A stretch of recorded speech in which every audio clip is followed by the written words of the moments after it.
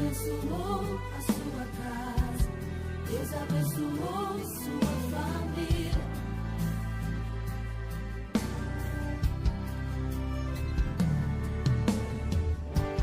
Sai da frente, que a arca vai passar, mais reverência, que a arca vai chegar.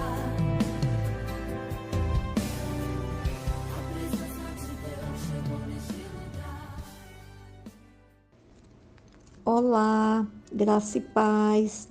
Deus te abençoe, guarde e ilumine. Hoje, a nossa reflexão, ela será no livro de 2 Samuel, o capítulo 6, do versículo 1 ao 12. E nós temos aqui 3 lições muito importantes que nós podemos aprender. E eu quero compartilhar com você essas lições. O texto diz assim, 2 Samuel, capítulo 6, do 1 ao 12, diz: De novo, Davi reuniu os melhores guerreiros de Israel, 30.000 ao todo.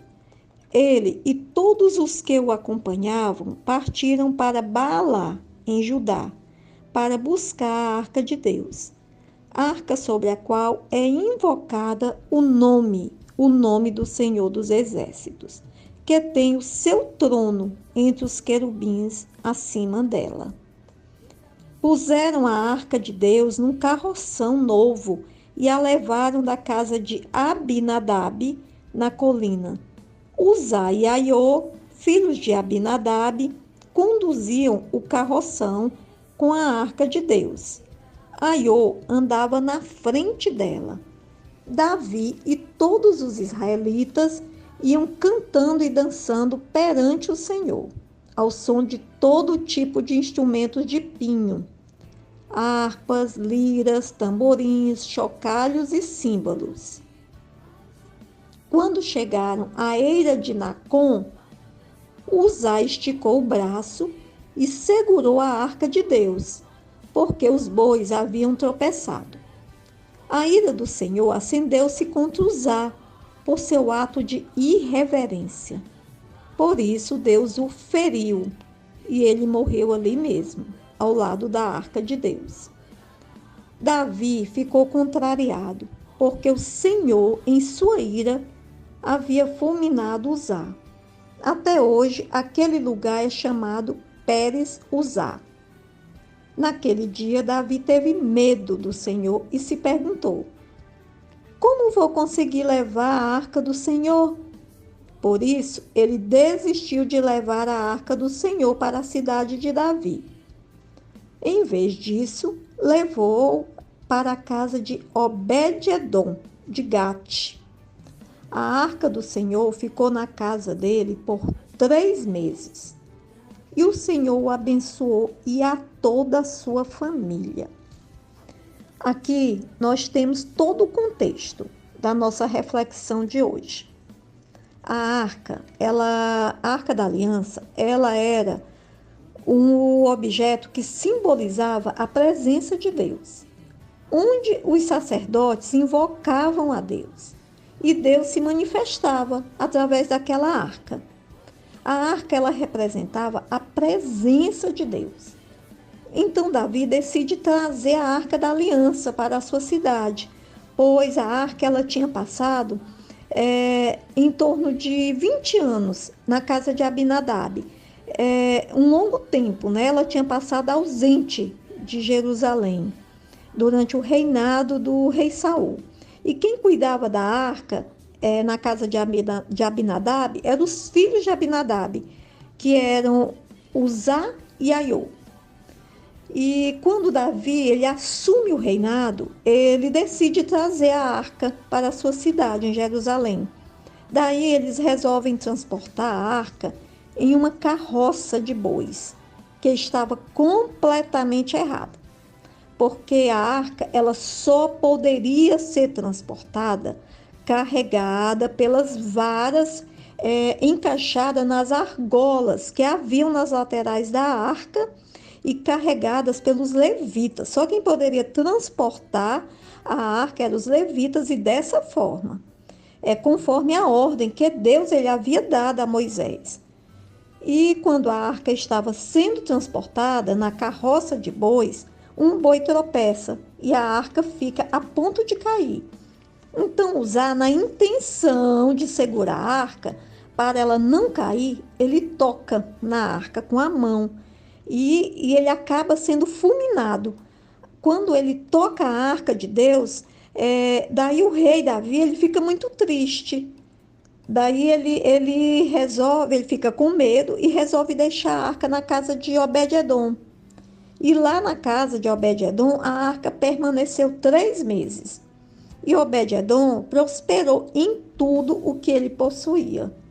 Quando contam isso para Davi, Davi resolve pegar a arca e levar a arca para a sua cidade. E o que é que nós podemos aprender com esse texto? A primeira lição que eu aprendo é que nós devemos obedecer a Deus. Nós não devemos fazer nada que Deus não nos autorize a fazer. Nós não devemos fazer nada sem a permissão de Deus.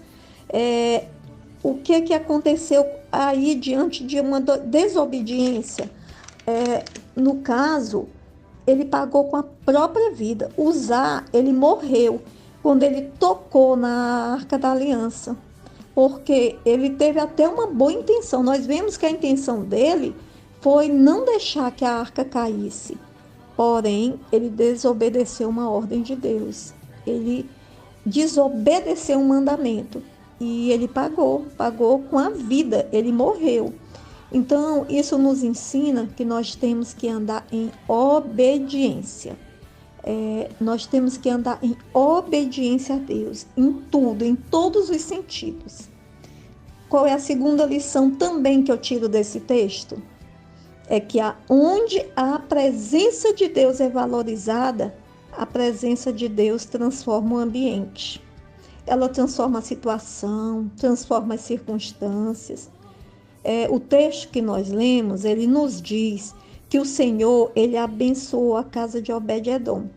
Mas ele não fala que durante os 20 anos que ele passou na casa de Abinadab, a casa de Abinadab foi abençoada. Mas durante 3 meses que a arca ficou na casa de Obed-edom, a casa de Obed-edom foi abençoada, a família de Obed-edom foi abençoada. Então, o que é que me faz refletir? Que Obed-edom, ele valorizou a presença de Deus na casa dele. Porque aonde a presença de Deus está, o ambiente é transformado. Ali reina a paz, ali reina a alegria, a felicidade, a prosperidade. É por isso a importância que nós temos, a importância que a gente tem que dar para a presença de Deus. Nós temos que dar. Nós temos que atrair a presença de Deus para a nossa casa, para a nossa vida. E como é que eu posso fazer isso? Eu posso atrair a presença de Deus através de oração, através de louvores, através da leitura da palavra, através da obediência, do temor a Deus. E eu fazendo isso, eu estou atraindo a presença de Deus para onde eu vou, para a minha vida, para a minha casa, para o meu trabalho. E, consequentemente, tudo que eu fizer vai ser abençoado.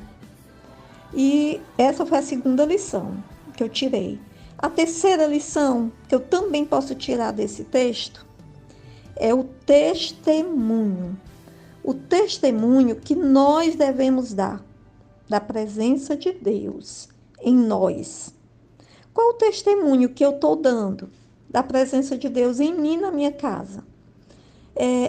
Como é que as pessoas elas veem a presença de Deus em mim? Como é que as pessoas estão vendo a presença de Deus na nossa vida? O que a presença de Deus é capaz de fazer na minha vida? As pessoas estão enxergando isso? Porque foi quando Davi ouviu a respeito do que Deus estava fazendo na casa e na vida de Obed-edom, que ele resolveu ir pegar a Arca da Aliança de volta. Daí, o nosso testemunho, ele deve fazer com que as pessoas desejem a presença de Deus na vida delas, na casa delas. Nós temos que refletir o nosso testemunho. Que testemunho eu estou dando? Se o meu testemunho está fazendo os outros, as outras pessoas que me veem, me cerquem, quererem a presença de Deus na vida deles. Porque no mesmo capítulo 6, o versículo 12, né, diz assim: E disseram ao rei Davi: O Senhor tem abençoado a família de Obed-edom e tudo o que ele possui, por causa da arca de Deus. Então Davi, com grande festa, foi à casa de Obed-edom e ordenou que levassem a arca de Deus para a cidade de Davi. Então, meus irmãos, o que as pessoas veem em nós quando elas olham para nós? O que as pessoas veem, qual o testemunho que eu estou dando da presença de Deus na minha vida e na minha casa? Será que o meu testemunho está fazendo quem olha para mim desejar a presença de Deus na vida deles? Que nós fiquemos com essa reflexão. Essas foram as 3 lições que eu tirei desse texto para a minha vida. Eu espero que elas também ajudem vocês. Amém?